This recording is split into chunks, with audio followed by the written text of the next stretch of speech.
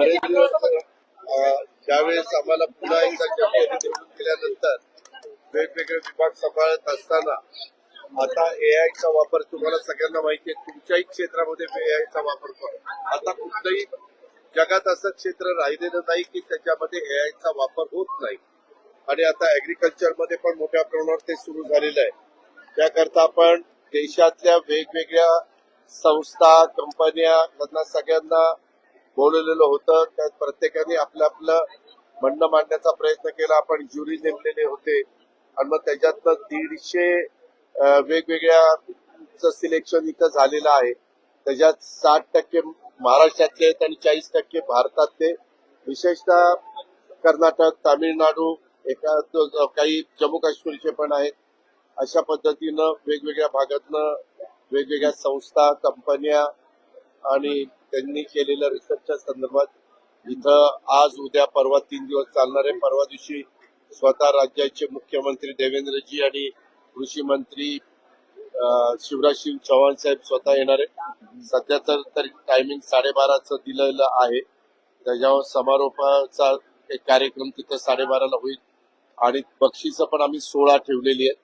परंतु आमच्या एक गोष्ट लक्षात आली, जरी 16 बक्षिसं ठेवली असली तरी ज्यांना मिळणार नाही त्यांना तेही तेवढ्याच ताकदीचे आहेत. पण त्यांचा आम्ही अंतर्भाव ऍग्रिकल्चरचं उत्पन्न वाढवण्याच्या दृष्टिकोनातनं किंवा आर्टिफिशियल इंटेलिजन्सचा वापर होण्याच्या करता खूप वेगवेगळ्या प्रकारचं, तुम्ही पण जर चक्कर मारली तर आता कापूस गोळा करणारं यंत्र किंवा मातीचं ताबडतोब तुम्हाला परीक्षण, काय त्याच्यामध्ये प्रमाण आहे, कुठली खतं त्याच्यामध्ये टाकली पाहिजे, अशा खूप काही गोष्टी इथं ठेवण्याचा प्रयत्न केला गेलेला आहे. आज पहिला दिवस आहे, ही सुरुवात आहे आणि कृषी खात्याने खूप चांगलं काम केलंय. आमचे कलेक्टर श्रीयुत टुडी यांनी चांगलं काम केलंय. सगळ्यांचं सहकार्य लाभलं. मध्ये कृषी मंत्र्यांनी त्यांच्या डिपार्टमेंटचे काही लोक संपावर गेलेले होते, ते पण आता तोडगा निघालेला आहे. ते पण आज आता कामावर हजर झालेले. अशा सगळ्या गोष्टीचा आणि काळानुरूप आपल्याला नवीन नवीन तंत्रज्ञानाचा विचार करून पुढे जावं लागतं. परंतु ते काय तंत्रज्ञान आहे ते शेवटी लोकांना सांगावं लागतं.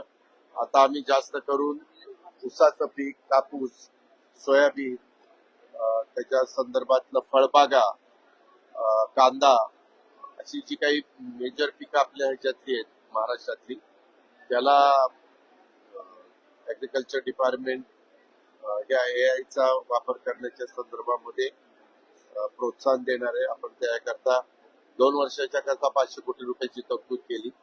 परंतु त्याला जर चांगला प्रतिसाद मिळाला तर आम्ही 1 वर्षातच ते 500 कोटी देऊ आणि पुढच्या वेळेस आणखीन ऍडिशनलची तरतूद.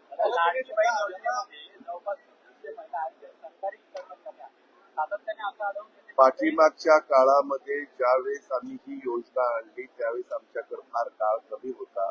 तुम्हाला सगळ्यांना आठवत असेल की 2-3 महिन्यातच लगेच निवडणुका लागू होत्या.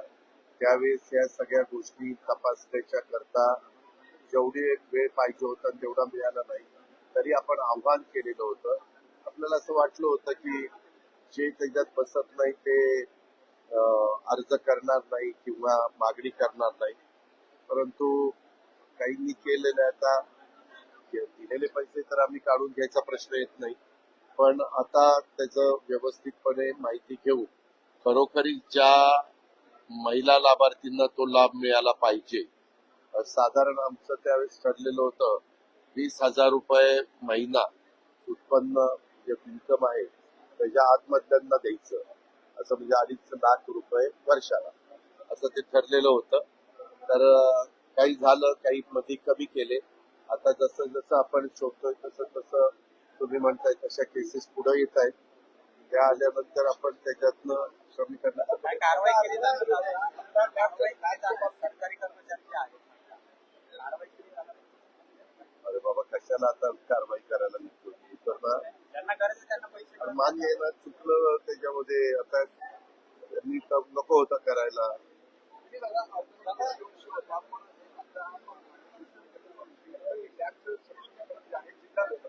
अरे बाबा, ते आता परवा बेंगलोरला गेले, तिथं बघितलं. तसं टाटाच्या बरोबर टायप करून आपण इनोव्हेशन इन्क्युबेशन सेंटर 35 कोटी आपले 165 कोटी टाटाचे तशाच प्रकारची ही स्कीम आहे. म्हणून मी म्हणालो की त्याच्यात 15 कोटी आपण टाकले तर 6 विभागात 90 कोटी रुपये द्यायचे आणि पहिल्यांदा 6 विभागातल्या महाविद्यालयीन आपल्या मुलांना मुलींना त्याचा उपयोग करून द्यायचा आणि त्याचा कसा प्रतिसाद मिळतो ते बघून मग पुढे वाढवा. आता पावसामुळे कांद्याचं मोठं नुकसान झालंय. कांदा खरेदी देखील सध्या त्याच्यामध्ये ऐका ना, त्यामध्ये त्यांनी पंचनामे आपण केलेले आहेत.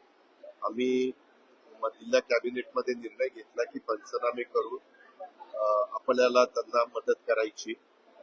सगळ्या गोष्टी त्या गावात झाल्यानंतर ते तालुक्याच्या ठिकाणी येतं, मग जिल्ह्याला येतं, मग नंतर राज्याकडे येतं. जसे जसे प्रस्ताव येतील तसे तसे त्याबद्दलची पुढची कारवाई केली. दादा पण कांदा जो तयार आहे तो देखील खरेदी केला जात नाही आपण करून. आणि त्याच्या संदर्भामध्ये आता अचानक पाऊस आला. अचानक पाऊस आल्यामुळे या समस्या निर्माण झाल्या. त्याच्यात बराचसा कांदा उत्पादकांचा कांदाही भिजला, नुकसान झालं. त्याचे नीट पंचनामे करावे लागतात. पंचनामे करून पुढच्या गोष्टी आम्ही करणार आहोत. म्हणजे पंचनामे केल्या केल्या आम्हाला तर पैशाची तरतूद आम्ही करून ठेवलेली आहे, ती कुठली अडचण येऊन देणार नाही. आपण अशा प्रकारचे नैसर्गिक संकटही येतात ते गृहीत धरून बजेटमध्येच त्याची तरतूद करतो आणि सेंट्रल गव्हर्नमेंट पण त्याच्यामध्ये आपल्याला एसडीआरएफ एनडीआरएफ मध्ये मदत करत असतो. मधल्या काळामध्ये ते मला 2-3 महिन्यापूर्वी भेटायला आलेले होते. त्यांची तिथं अजिबात त्या बाबतीमध्ये कामं होत नव्हती. त्याच्यामध्ये मी तिथल्या काही वरिष्ठांशी मुख्यमंत्र्यांशी वगैरे बोललेलो होतो. त्याच्यात अस्वस्थता होती, ही गोष्ट खरी आहे. मी पण आज सकाळी 2 दिवस आजारी होतो. आज सकाळी मी हा कार्यक्रमाला पहिला आलो. आता मी त्याच्याबद्दलची अधिकची माहिती घेतो, कारण वेगवेगळ्या राज्यातली जबाबदारी वेगवेगळ्या मान्यवरांच्यावर आपण टाकलेली आहे. त्यांच्याकडनं माहिती घेतो. पण त्यांनी मला स्वतः देवगिरीला येऊन सांगितलं होतं, दादा आमचं काहीच काम होत नाही, हे होत नाही, अशा पद्धतीने त्यांनी त्यावेळेस तक्रारी केलेल्या होत्या. मी त्यांना म्हणालो होतो की आपण त्यांना सपोर्ट केलेला आहे कुठलीही पार्टीला, तर आपण त्यांना सांगू आणि आम्ही त्याच्याबद्दल आसामचे मुख्यमंत्री यांच्याशी पण माझं बोलणं चालू होतं, कारण आसामला लागूनच सगळा भाग आहे. तर त्यांनी सांगितलेलं होतं की मी पण तिथल्या मुख्यमंत्र्यांशी बोलतो. आता परवा आमची जी कॉन्फरन्स होती तेव्हाही मला त्याच्यातले काही वरिष्ठ लोक भेटलेले होते. पण त्याच्याबद्दलची अधिकची माहिती घेऊन मग मी पण ते अस्वस्थ होते ही गोष्ट. अरे बाबा, ज्यावेळेस साथीच्या साथी जातात त्यावेळेस पक्षांतर बंदी कशी होईल? त्याच्यामध्ये वगैरे त्याचा काही नियम आहे. त्याच्याबद्दल आम्ही चर्चा करू, कारण शेवटी सगळ्यांनी मिळून असे निर्णय. आपल्या कृषी मंत्र्यांच्या वक्तव्यावर टीका होते. काल रोहित पवारांनी म्हणलं की त्यांनी राजीनामा द्यायला पाहिजे, फक्त कोर्ट बदलतात. कोर्टवर नजर आहे दादांची. त्याच्यामध्ये मागही माणिकरावांना सांगितलं की शेतकऱ्यांच्या बाबतीमध्ये असं वक्तव्य होता कामा नये. त्याच्यामध्ये आता शेवटी तो आपला बळीराजा आहे, तो लाखाचा पोशिंदा आहे. त्याच्यामध्ये सगळ्याच गोष्टी आता आम्हालाही माहिती, आम्ही पण शेतकरी आहोत. परंतु काही गोष्टी बोलून कशाला दाखवायच्या, मनात ठेवायच्या. त्यांना अजून सवय नाही मनात ठेवायची, त्याच्यामुळे असलं होतं. भागात पडतं दादा हे. फार महाग, आता मला जास्त महागात. शहर अध्यक्ष मी 4 विधानसभा मतदारसंघाकरता पूर्व करता 1 शहर अध्यक्ष, पश्चिम करता 1 शहर अध्यक्ष, 2 कार्याध्यक्ष दोन्हीकडं, असे तिघांचे आता नावं तेच 3 ते आता आमचे चेतन तुपेंना सांगितलंय जाहीर करायला. प्रांताध्यक्षांच्याकडनं पत्रही नेमणुकांची आणलेली आहे. आता त्या 6 लोकांच्यावर जबाबदारी देऊन 10 जूनला आमचा वर्धापन दिन आहे. 25 वर्ष पूर्ण होत आहेत आणि 26वा वर्धापन दिन आहे. तर 99चा विचार केला तर 25 वर्ष पूर्ण तर झालेलीच आहे. तर अशा पद्धतीचा तो कार्यक्रम आम्ही बालेवाडीमध्ये घेतोय. तर मी आज माझी अजून एक मीटिंग आहे 2 वाजता, तिकडे मला जायचंय. ती मीटिंग करून मग मी बारामतीला जाईल. मी उद्याच्याला पुन्हा येऊन मलाही त्या सगळ्यांची एक मीटिंग घ्यायची. काल चेतन आणि बाकीच्या सहकाऱ्यांनी घेतलेली होती. आता या पदाधिकारी नेमल्यानंतर सभासद नोंदणी स्थानिक स्वराज्य संस्था वगैरे या सगळ्या गोष्टी त्यांच्या खालच्या हाताखालची टीम असं सगळ्या गोष्टी आम्ही दादा, राज्यामध्ये महिलांवर होणाऱ्या अत्याचाराच्या संख्या घटना वाढत आहेत. आता संभाजीनगरची एक घटना समोर आली, तिथं अशाच पद्धतीने एका मुलीवर अत्याचार होत होते, तिला चटके दिले जात होते. अशा पद्धतीने आता तक्रार समोर आली. आत्ताची घटना मला तमाम आमच्या लाडक्या बहिणींना महिला वर्गाला सांगायचं की त्या गोष्टी आपण नियम कायदे बरेचसे महिलांच्या बाजूने केलेले आहेत, पण त्या बाबतीतल्या तक्रारी टाकला ते त्यांना तिला सोडलं. परंतु त्यांच्या घरच्यांचं असं मला जी माहिती आहे की ते थोडस त्यांची परिस्थिती मानसिक ही चांगली नव्हती आणि त्याच्यामुळे त्यांनी केलं होतं. पण ते आता मग मानसिक चांगली नसेल तर मनोरुग्णाचं हॉस्पिटल असतं तिथं टाकायचं. त्याच्याबद्दलच्या पुढच्या सगळ्या गोष्टी तपास यंत्रणेला करायला सांगितलेलं आहे. त्याच्यातून जे काही पुढची योग्य ती काळजी आणि खबरदारी घेणं गरजेचं आहे आणि ज्यांनी हे चुकीचं केलेलं आहे त्यांच्यावर पण पुढची कारवाई केली आहे. दादा, पुण्यामध्ये काल रात्री एक अपघात झालेला आहे शहराच्या मध्यवर्ती. मी स्पर्धा सकाळी परीक्षा- आल्या आल्या त्याच्याबद्दलची सगळी माहिती घेतली. सिटीने मला दिली. वेगवेगळ्या वयोगटातली होते. काही स्पर्धा परीक्षेतली 6 मुलं होती. काही 45, 50, 55 अशाही पद्धतीची होती. त्याच्यात 3 जण होते. गाडी एका ड्रायव्हर म्हणजे मालकाने चावी तशीच ठेवली आणि हे दारू प्यालेले होते. त्याच्यात एकाला रात्री 2:30 वाजता पकडलेला आहे. दुसऱ्या दोघांना ते पकडण्याचं काम चालू आहे. हे पकडल्यानंतर पुढच्या गोष्टी त्या बाबतीतल्या होती. प्रत्येकाला म्हणजे त्यांचं हे सुरक्षित असलं पाहिजे अशा प्रकारच्या आता ते स्पर्धा परीक्षेचे आज पेपर होती, आज परीक्षा आहे. त्यातल्या काही विद्यार्थ्यांचं कसं त्याच्या सगळं- ऐका ना त्याच्यामध्ये स्पर्धा परीक्षेच्या संदर्भामध्ये संबंधित त्यांना स्वायत्तता आहे. त्या संस्थांना स्वायत्तता असल्यामुळे त्या संस्थांच्या प्रमुखांशी पण बोलावं लागेल. ते राज्य सरकारच्या अखत्यारीत असतं तर आम्ही मुख्यमंत्र्यांशी बोलून त्यांना एक वेगळ्या प्रकारे आपण सवलत देऊया असं करता आलं असतं. परंतु काल बहुतेकांना डिस्चार्ज दिलेले आहेत आणि 2-3 लोकांना हे केलंय. बाकीचे घरी उपचार घेऊन गेलेले आहेत. बहुतेकांना संधी मिळणार का परत असा प्रश्न आहे. म्हणूनच मी म्हणतोय की तशा प्रकारची मागणी आली. स्वायत्तता आहे त्या आधी त्यांच्याशी पण बोललं पाहिजे. त्यांना विनंती करू आपण की बाबा यांचा काही दोष नसताना त्यांनी एवढा अभ्यास केला आणि ही परिस्थिती निर्माण झाली असं काहीतरी मार्ग 2021 ते 2023 दरम्यान जवळपास 750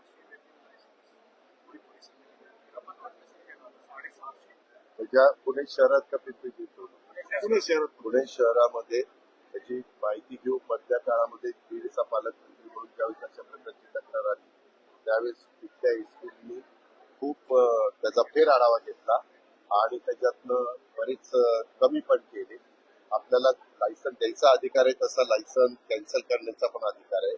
तशा पद्धतीनं आपण जे काही लक्षात आणून दिलंय 21 ते 2023 त्या काळामध्ये कुणाला लायसन दिली गेलेली आहे तर त्यांची पार्श्वभूमी काय आहे हे पाहून त्यांना खरोखरीच काहींचं कसं सोन्याचा व्यवसाय असतो, सोन्या चांदीचे दुकान असतात किंवा काहींना कॅश इकडून तर ते तपासलं जाईल आणि तपासून खरोखरीच ते यांचं कंटिन्यू पुढे चालू ठेवायची गरज असेल तर आम्ही चालू ठेवू.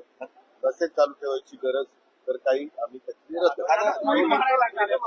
कोविडचे पुन्हा एकदा वाढत आहे. कोविडचे रुग्ण वाढायला लागले तरी डॉक्टर तज्ञांनी सांगितलेलं आहे की लोकांनी घाबरून जायचं कारण नाही. काळजी घेतली पाहिजे. तू मास्क लावून प्रश्न विचारत चल पुढं म्हणजे काळजी घे. आजारी नाही तर फिट अँड फाईन. तू आहे फाईल तुझ्यामुळे दुसऱ्याला होईल त्याचं काय. तुझ्यामध्ये प्रतिकार शक्ती आहे परंतु तुझ्या शेजारच्या मध्ये प्रतिकार शक्ती नसल्यावर त्याचं काय. कृषी मंत्रीचे अरे काय अरे ते त्याला आता पटेल त्याला पकडलेलं आहे. त्याच्या संदर्भातलं रिमांड त्याला मिळालेला आहे. त्या तपासात सगळ्या गोष्टी पुढे येतील. तिथं त्याच्या घरामध्ये ज्या काही गोष्टी मिळाल्या मोबाईल लॅपटॉप वगैरे त्या सगळ्या जप्त केलेल्या आहेत. ते आता ओपन करू दे त्यांना जरा तपास करू दे. फार आता काही पडत करू दे. दादा दोन्ही राष्ट्रवादी एकत्र येणार अशी चर्चा सुरू झाली आहे. साहेबांनी त्याच्यावर काय दादा चर्चा झाला अशी सुप्रियाताई येऊन दिल्लीतून